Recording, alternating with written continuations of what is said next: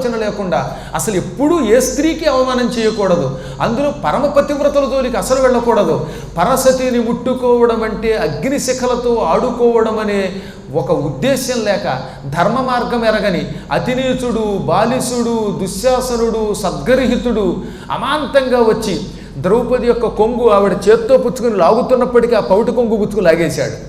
ఆవిడ ఎంత గింజుకున్నా విడిపించుకోకుండా తన్ని కింద పారవేశాడు, లాగాడు. అందరూ చూస్తూ ఉన్న సభలో దానిని వలవడం మొదలుపెట్టాడు. అప్పుడు జరిగిందో తమాషా. వాడు పూర్తిగా కష్టపడి ఆ చీర ఒలిచి కింద పారేశాను అనుకున్నట్ట. నిజానికి ఆవిడకి లోపల కనీసం లంగా కూడా లేదని చెప్పింది పాపం, ఏకవస్త్ర. అయినా వాడు ఆ చీర లాగ్గానే మళ్ళీ అదే చీర యథాతథంగా వచ్చేసింది. ఉడుగక ఒలువంగబడియు మున్ను అపనీతమైన తద్వస్త్రంబు నట్టి ఒలువ.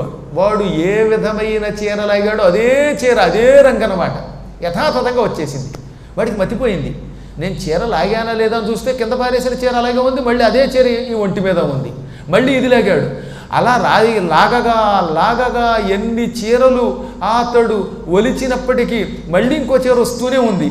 చివరకట ఆ చీరలు పర్వతోపమానమయ్యాయి, ఒక కొండగుట్టలా తయారయ్యాయట. వాడు చీర పీకడం పక్కన వెయ్యడం అదొక గుట్ట అయిపోయింది.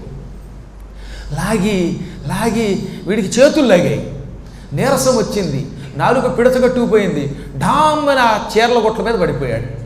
ఈ విధంగా సిగ్గుపడి కింద పడిపోయాట. వాడు ఎంత గింజుకున్నా పరమేశ్వరుడు జగద్గురుడు ద్రౌపదికి అండగా ఉన్నాడు.